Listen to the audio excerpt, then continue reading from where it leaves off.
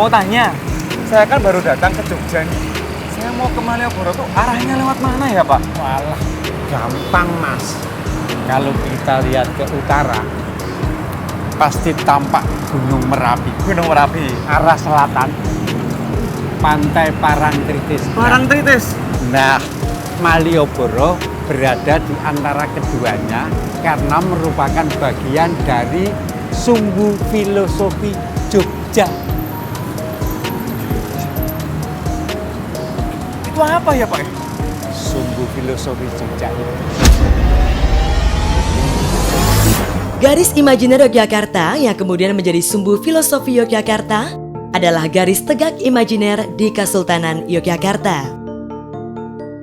Garis itu merupakan garis lurus yang dimulai dari Pantai Parangkusumo di Parangtritis hingga Merapi, melalui Panggung Krapyak, Keraton Yogyakarta, dan Tugu. Menjadi sumbu filosofi atau pandangan hidup mengenai perjalanan hidup manusia yang berawal dari kelahiran hingga kematian. Wah, keren banget. Terus gimana kelanjutannya Pak? Pak? Bapak? Siapa tadi ya? Bapaknya langsung menghilang. Waduh. Bapak di mana sih? Iya, pembawa pesan. Wah, tapi ini seru banget. Apa itu sumbu filosofi Jogja ya? Saya penasaran. Bapak! Pak! Bapak! Bapak di mana? Bapak!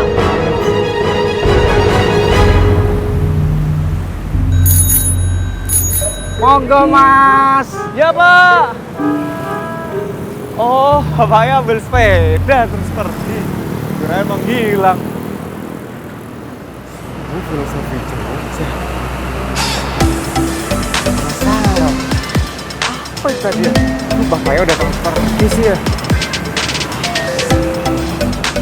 Sumbu filosofi Jogja adalah sebuah pemahaman tentang sangkan paraning dumadi yang bisa diterjemahkan sebagai kesadaran manusia akan asal-usul dan tujuan hidupnya.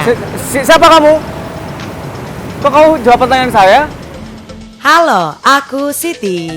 Aku membantu orang yang bingung dan galau. Aku juga tahu apa saja. Galau? Siapa yang galau? Kamu jomblo kan? Jomblo? Enak aja. Aku juga punya pacar kok.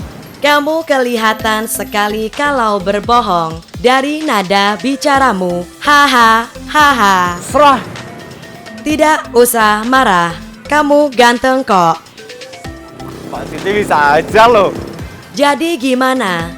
Kamu masih penasaran dengan Malioboro yang terhubung dengan sumbu filosofi kota Jogja? Iya, ini aku penasaran banget. Coba deh, kamu bisa jelasin nggak?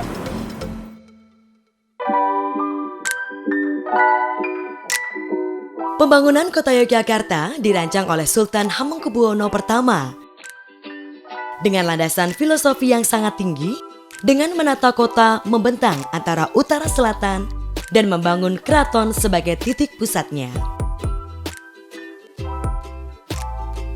Terdapat sebuah bangunan di sisi selatan Keraton Yogyakarta yang dinamakan Panggung Krapyak. Sultan juga mendirikan Tugu Golong Gilik atau sering disebut juga sebagai Tugu Palputih di sisi utara keraton. Disebut demikian karena di samping berbentuk golong gilik atau bulat lurus, tugu tersebut juga dicat dengan warna putih.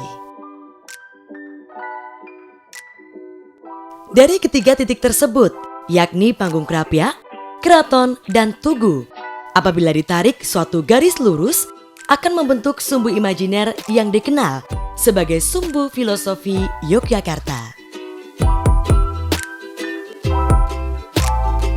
Adapun filosofi yang dimaksud adalah sebuah pemahaman tentang sangkan paraning dumadi yang bisa diterjemahkan sebagai kesadaran manusia akan asal-usul dan tujuan hidupnya.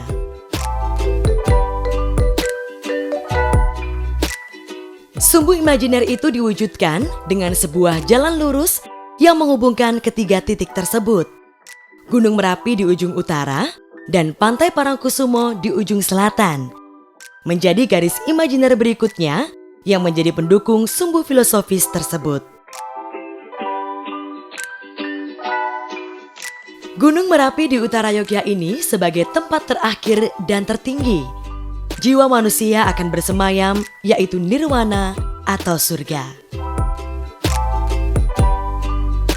Secara simbolis, sumbu filosofi Yogyakarta melambangkan keselarasan dan keseimbangan hubungan antara manusia dengan Tuhannya atau hablum minallah. Kemudian, manusia dengan manusia atau sering dikatakan dengan bahasa Arab sebagai hablum minannas. Lalu hubungan manusia dengan alam termasuk 5 anasir pembentuknya, yaitu api dari Gunung Merapi, tanah dari bumi Yogyakarta, air dari Laut Selatan, angin, dan angkasa.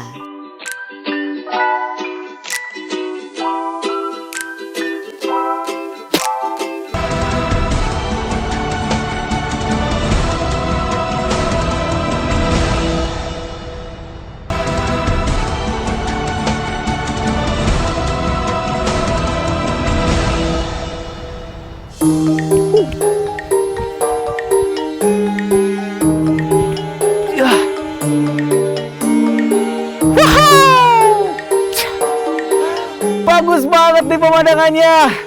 Wah, Mbak Siti, ini beneran Gunung Merapi kan? Memang bagus banget. Suasananya sangat syahdu, apalagi bawa pacar. Ah, Mbak Siti.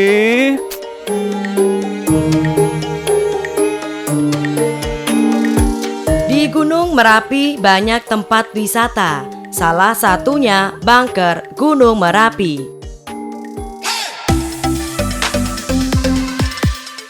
Mbak Siti, aku udah dapat info duluan nih. Bangkar Kali Adem ini merupakan salah satu tujuan favorit wisatawan. Dibangun oleh pemerintah Kabupaten Sleman pada tahun 2001, didesain sedemikian rupa untuk menahan suhu panas yang diakibatkan oleh awan hasil letusan Merapi. Nah, masyarakat biasa menyebutnya dengan wedhus gembel karena bentuk awan panas ini menyerupai wedhus gembel atau domba dalam bahasa Indonesia. Namun ada cerita menyedihkan yang ditorehkan oleh Bangkar Kali Adem ini. Pada letusan tahun 2010, tak diduga ternyata Merapi memutahkan lahar panas yang menyapu habis desa Hargo Binangun di mana lokasi bangker ini berada. Bangkar Kali Adem pun ikut terkubur material panas hingga mencapai kedalaman 4 meter. Peristiwa itu membuat petunjuk keberadaan bangker tersebut juga hilang karena seluruh desa rata oleh timbunan material vulkanik Merapi. Dibutuhkan waktu hingga 2 hari lebih untuk bisa menggali dan menemukan bangker itu kembali. Dan ternyata di dalam bangker tersebut ditemukanlah 2 orang relawan yang tewas terpanggang. Banyak wisatawan yang ingin mengunjungi tempat ini karena rasa penasaran yang besar terhadap cerita sedih itu.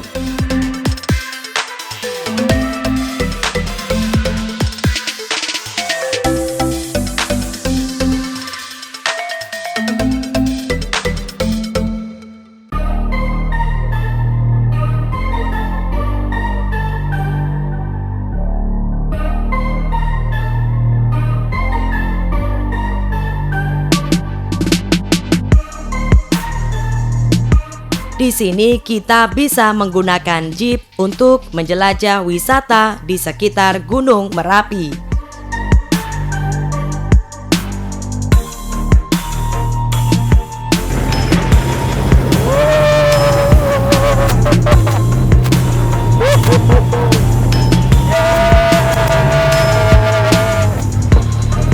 Ini merupakan salah satu spot wisata jeep yang ditunggu-tunggu karena menguji adrenalin penumpang.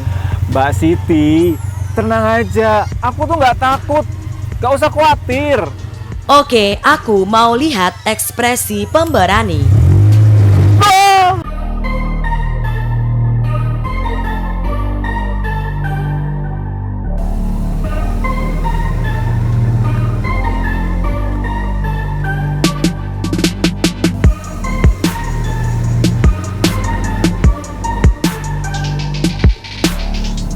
Merapi memang menyuguhkan pemandangan yang menawan, kendati dipenuhi dengan sisa-sisa material vulkanik. Namun, itu semua justru menjadikan wisata Merapi lebih eksotis. Lavator Merapi juga menawarkan sensasi yang menantang adrenalin pengunjung, yakni menyeberangi sungai yang berhulu di Merapi sehingga dipenuhi bebatuan. Trekking sungai menggunakan jeep.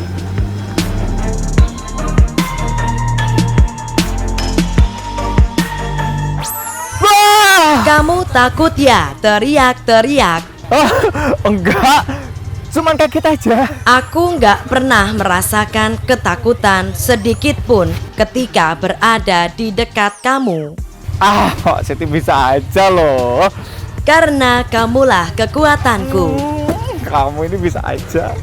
Aku temenin teriak biar semakin seru. Oh iya, ayo, boleh.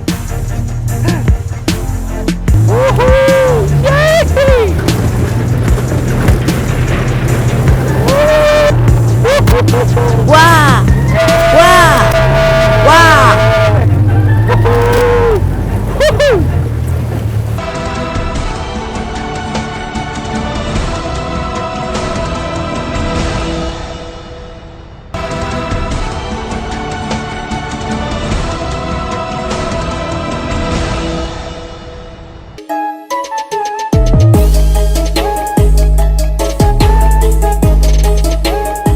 Tugu Yogyakarta yang dulu dibangun oleh Sultan Hamengkubuwono pertama, bentuknya tidak seperti yang kita lihat sekarang, melainkan seperti sebuah tiang yang silinder dan tinggi menjulang. Di atasnya terdapat sebuah bulatan seperti bola, dan tingginya mencapai 25 meter. Bentuk tersebut oleh orang Jawa disebut golong dan gilik, karena melambangkan manunggaling Kaulo Gusti yang berarti menyatunya rakyat dan penguasa sebagai manusia terhadap kehendak Tuhan Yang Maha Esa. Namun, Tugu Golong Gilik itu mengalami kerusakan parah akibat gempa tektonik yang terjadi di Yogyakarta pada tahun 1867. Tugu kemudian dibangun kembali dengan bentuk seperti sekarang ini. Tingginya pun hanya 15 meter. Sugeng rawuh wonten ing Ngayogyakarta. Niki Tugu Jogja. Loh, kok kamu jadi pakai bahasa Jawa, Mbak Siti? Ganti mode bahasa Jawa ke Indonesia. Wah, kamu tuh ternyata bisa jadi apa aja, Mbak Siti. Aku juga bisa membuat hatimu senang.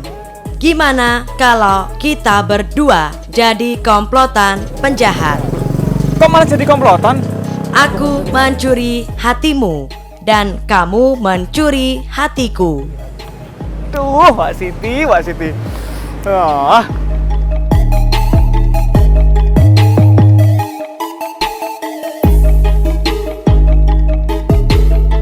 Ini jalan yang menghubungkan dari Tugu sampai Malioboro.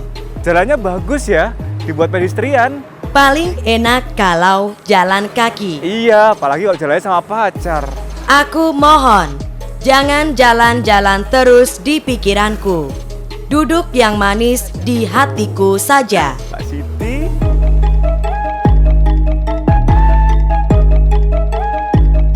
Seperti yang sudah dijelaskan tadi, Margo Utomo artinya jalan keutamaan. Jalan ini menghubungkan Tugu dengan jalan Malioboro.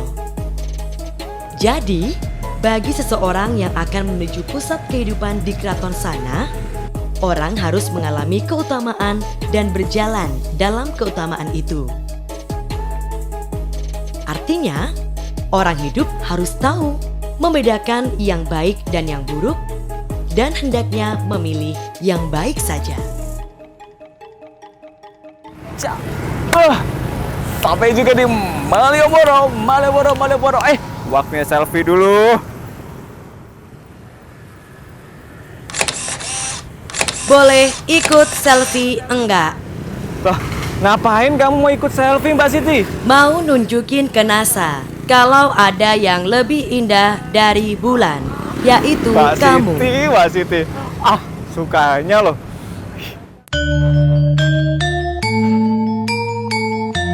Jalan Malioboro yang berada setelah Jalan Margo Utomo dimaknai sebagai orang yang telah berhasil menemukan keutamaan hidup.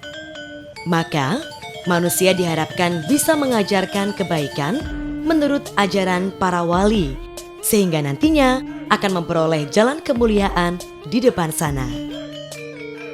Namanya Margo Mulyo, Jalan Kemuliaan. Mengembaralah seperti para wali untuk memberitahukan kepada sesama tentang makna keutamaan hidup agar kamu memperoleh jalan kemuliaan. Itulah makna filosofis Jalan Malioboro.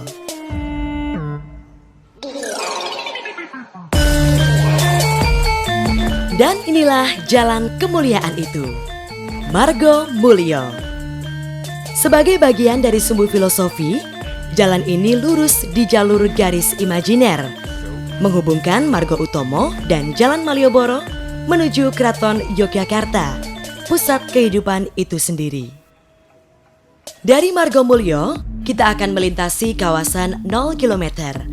Sebuah kawasan yang menjadi tempat favorit para wisatawan untuk berfoto, karena di situ terdapat bangunan-bangunan kolonial yang masih terpelihara dengan baik. Tapi, sumbu filosofi berikutnya adalah Keraton Yogyakarta itu sendiri.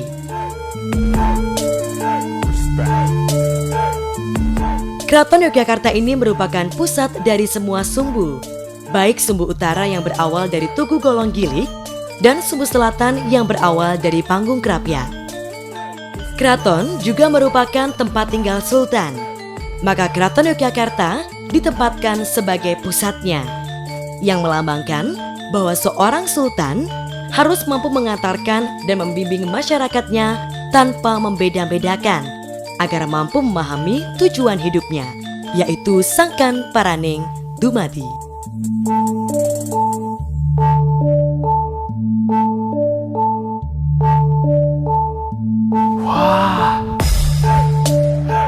Wah, luar biasa sekali Keraton Jogjanya nih Mbak Siti.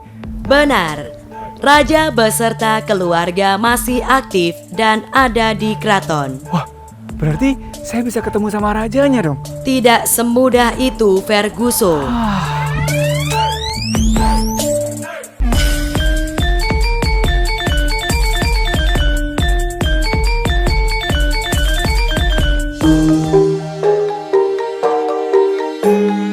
Inilah Panggung Krapyak itu. Sebuah bangunan berbentuk menyerupai kotak ini memiliki ukuran luas 17,6 meter kali 15 meter dan tinggi 10 meter. Arsitektur bangunannya cukup unik. Setiap sisi bangunan memiliki sebuah pintu dan 2 buah jendela. Pintu dan jendela ditutup dengan pagar besi yang tidak rapat sehingga bagian dalam terlihat dari luar. Panggung ini sebagai pos berburu sekaligus sebagai daerah pertahanan dari binatang buas. Pada zaman dulu, Krapyak adalah sebuah hutan lebat dengan berbagai jenis hewan liar seperti rusa atau dalam bahasa Jawa disebut menjangan. Panggung Krapyak termasuk bangunan yang terletak di garis imajiner Yogyakarta, menghubungkan Parangkusumo di Parangtritis dengan Keraton Yogyakarta, yang menggambarkan perjalanan manusia dari lahir hingga dewasa.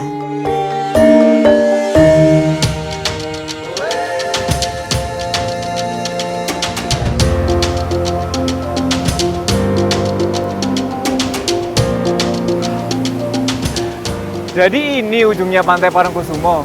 Iya, dari Pantai Parangkusumo ini jika ditarik lurus akan terhubung ke Panggung Krapyak, Keraton, Tugu, dan Merapi.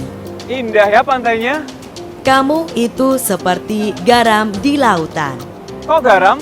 Tidak terlihat namun akan selalu ada untuk selamanya. Ah, Siti, Mbak Siti bisa aja. Ye, Mbak Siti, aku udah punya info yang lebih lengkap nih. Dari Panggung Kerapia, lurus ke selatan, kita akan sampai di Pantai Parangtritis yang berdampingan dengan Pantai Parangkusumo. Pantai ini sudah lama menjadi salah satu ikon pariwisata di Yogyakarta yang terkenal. Menjadi ujung selatan garis imajiner sebagai pendukung sumbu filosofi Yogyakarta, membuat keberadaan pantai ini dilengkapi dengan suasana mistis. Pantai yang berada di ujung selatan Yogyakarta ini menghasilkan unsur-unsur kehidupan manusia di bumi Ngayogyakarta, yakni air, angin, dan langit yang terlihat di cakrawalanya. Banyak mitos dan legenda yang tumbuh dan dipercayai masyarakat setempat.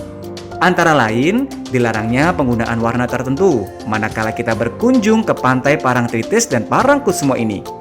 Upacara labuhan yang menjadi salah satu tradisi Keraton Yogyakarta juga dilaksanakan di sini.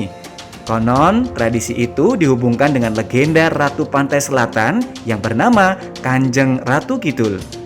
Dikisahkan bahwa sang ratu, penguasa Laut Selatan itu menjalin hubungan dengan raja-raja kerajaan Mataram sebagai cikal bakal Ngayogyakarta Hadiningrat.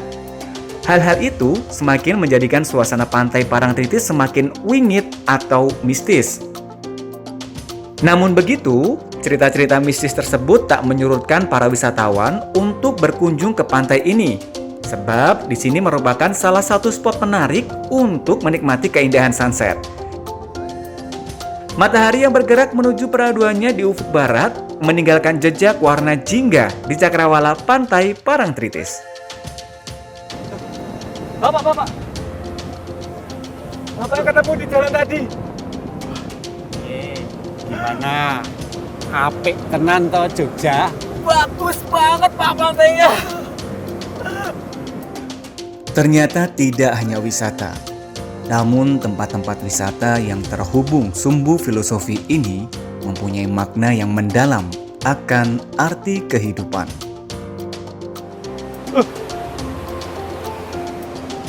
Wah, Bapak ini pasti sang pembawa pesan.